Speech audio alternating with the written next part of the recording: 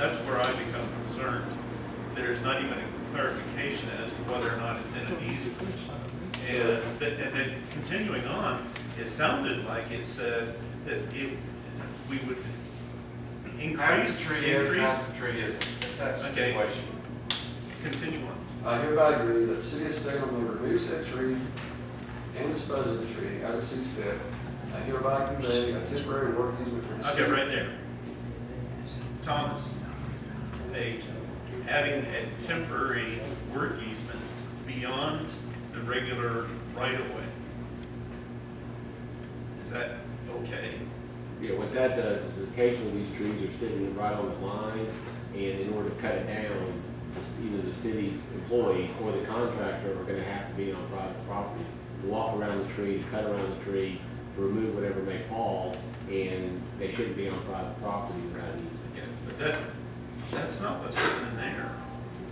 What's written in there is It's if temporary. the property, and if the tree might or might not be in that person's property or in the right of way. And there's no clarification whatsoever. That document would actually allow somebody to request something that's 20 feet back, the way it's phrased there. No, what this particular iteration of this document was because there was a tree that, according to one set of deeds, the width of the road was one thing, and according to another deed, it was another. Yeah. And so it was, And without whose insurance- having, without and whose spending, insurance would cover it? without spending a significant amount of money to have the title attorney declare an opinion as to whether or not it was, what the width of the road was, this document was intended to cover the city. Okay, continue reading. It's worse. The last sentence says, this is where I left out.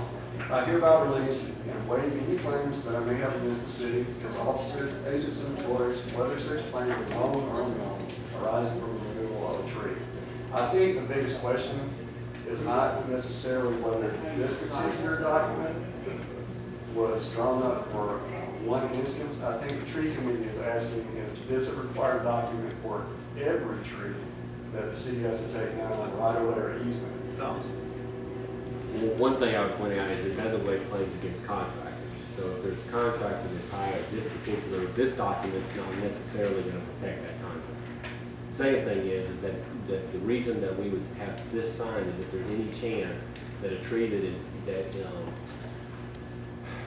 endangers public right of way. To give some people some history, it was about 10 or 15 years ago, we had a tree fall on a Dodge Intrepid. It was on the right of way, and it fell on a car. Fortunately, there was no one in the car, so no one was killed, but the car was destroyed. And so at that point in time, the city employees started looking around and realizing we had a lot. That's why there's a number of trees that have been cut down along the right of way. And so there are some of those trees that, because of the situation that I just talked about, it's not clear whether they're in the right of way or not in the right of way, or some of them, as Ms. Chang said, may straddle the property line. And so in order to deal with those, the property owner has to give the city an easement in order to remove that. So it's a case by case. That was okay. The easement was okay. Here's what we had an issue with, was the waiver of, or The waiver liability from the the home. waiver of liability, because whoever's cutting the tree down has insurance, and the city has enough ample insurance to cover any damages in their duties, in the duties they function. Either as a contractor, as a city. So that is what we were asking about specifically, is why are we asking homeowners to say, well, if something happens, it's on you, not us. That's basically the way that reads. Well, So we would like that waiver removed. What that language actually does is the homeowner can't sue the city if something happens. It doesn't necessarily waive any other claims that someone may have against the city or against the contractor, and it doesn't waive any claims at all against the contractor. But you Let just me- said you can't sue the city. You can't sue the city, that's correct. Can we make it a policy that these types of trees are taken down by contractors, and those contractors have to have insurance? Absolutely. Oh, they should. Well, let's do Can that. can we make that a policy? Absolutely. We're gonna do that anyway. Okay, Okay. so Well, that's okay. All we got is. So then Now, we where should- do we need to write that down? Do you think? Your policy. That's just something that the mayor and council need to, that actually, at this point in time, the mayor dictates that by, as an administrative function. Is that, he says that if the city's gonna do things like that, it has to be done by a contractor, and that contractor has to be insurance. Is it possible that we could do something with an ordinance saying that trees, for the city? He's telling you we don't need another ordinance to handle the business. And I'm gonna tell you that we're gonna be changing mayors shortly, and the next mayor might not do it, and it needs to be addressed now. Or do you not care? Oh, You would I have got a that, question. you Oh, I would care. have that I got in your questions. hire, when you hire contractors, you would have a bond insurance, liability insurance. When you go out for contractors, that's part of your advertisement. It can be your policy. I totally agree with you. That's what we're saying. It- But if you that's don't have it in policy. writing, When you do ordinance, that's but law. policy needs to be in writing. Yeah, I agree, Or else it will policy, be forgotten. policy versus an ordinance. Ordinance is your law. Policy is your director of your business. So instead of doing ordinance, I would absolutely, Perry, say, according to our policy, any of your contractors, if you hire plumbers for this building, whatever you hire, they all should have insurance. Thank you, Alderman Thomas. They all should have You insurance. tell us what we need to do on this situation, and we'll do it. With regard to having policies, In other words, to make sure that it's Where we at? in perpetual. The right Let me policy. say something. Normally, when we hire a contractor to do some kind of work for us, we require a W-9, a contractor's affidavit, and a certificate of liability. But is that already required, Yes. in writing somewhere as far as requiring that? Not in writing, but it's been done. We don't have it in writing, but that's what we've been using.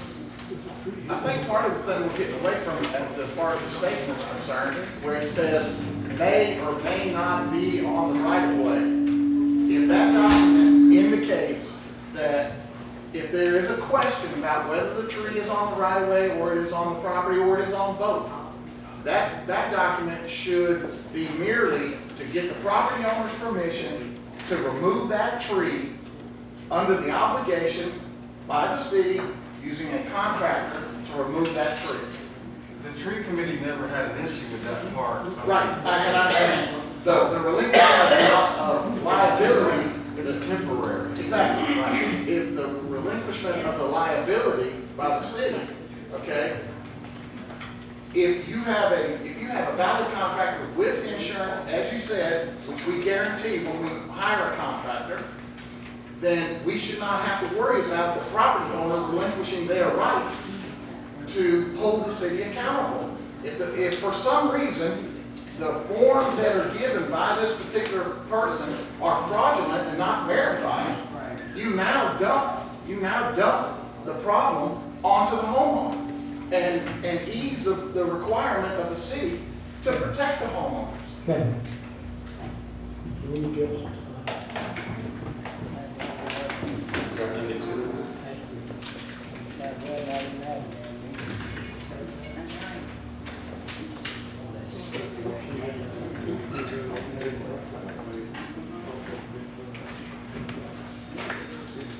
I withdraw my suggestion. just a one, two. Okay. Okay?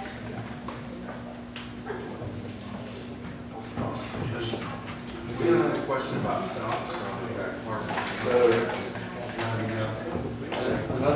another issue that the tree committee wanted to bring to your attention, we're getting ready to start looking at locations of possibly planting trees from where the ones have been cut down, due to disease or age, what have you.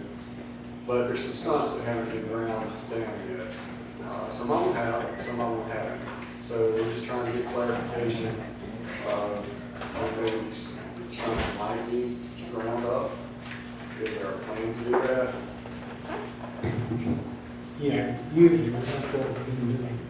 Sir, I'm sorry. That's That's what we usually do, right? Because we have some that have been cut down, and then the tree stumps that were cut down, we've had some that have been cut down grounds since previous ones have been cut down. Those stumps are still out there. Pretty much in a place where we're gonna have to plant new trees. Okay. So that's something that we needed to address as well. I can't, and the third issue. you Yeah, remember what it was? the third issue, which is on the agenda, was the need for redoing the crosswalks at Jefferson and Railroad here. We need to add one or redo the one going over to Edie's, and from Subway to the police department, and from Subway to the depot. I think all those need to be refreshed with the new foot traffic that's increased, that's going over to, everybody's cutting across and going to the restaurant. There's a lot more foot traffic, and I think we need to temporarily at least refresh those lines. We can do that, I'll work on it. Okay. Okay. Mr. Mayor, if the tree committee provides you with the location of the stumps, Yeah, we can provide that to you. we'll take care of it. Provide it to the sound, and he'll take care of it. I'll make sure we do those two. And then lastly, on the previous, the tree removal easement form that Mr. Barton continued, do we need to get on the agenda to get an official vote on that for the next meeting? Or how are we handling that? Because I'm not sure if it was resolved. The tree committee, I don't think the city has to vote on it, just something We can suggest, and you can adjust the policy under your, So what was the suggestion? that the mayor's going to adjust the policy on the handling of the trees from here on out to be done by a contractor. That way, there's no middle of the road issue with insurance and liability. It rests with the contractor that does. Are we planning on striking that last line of this? I think, Thomas, can we strike the last line out of the tree waiver? The specific It's line? entirely up to y'all. The I specific recommend line? that you can. Okay. that, we'll do it. Just, Do I need to make a motion, or can we just do it? It will have to be put on it's not on the agenda for a vote. I'll request it then on the next agenda then That's what we need. for a vote. That way we can have public input if it's needed. Okay, thank you. Thank you. I have a question. It was just stated that it's not on the agenda to do what you were just talking about. And from what I was hearing earlier,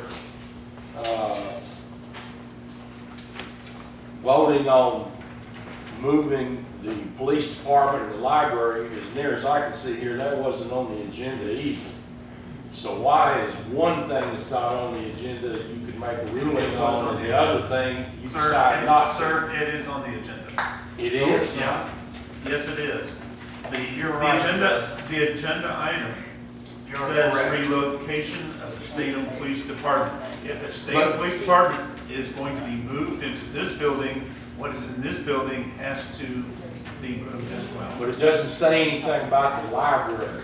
All right, all right. On the pedestrian thing, as I've been walking through town, I've spoke to a couple of business people, and what I'm finding out is that we've got a little bit of an issue with skateboarders.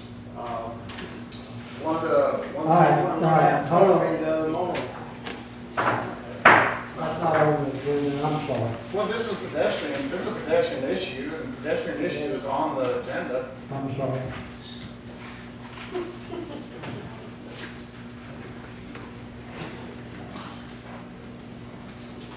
Hey, I'm going out, y'all do what you want to do, okay? I won't leave you. Well, when the city gets sued for a skater hitting All right, a I business understand, person, I understand, we already got stuff about skateboard.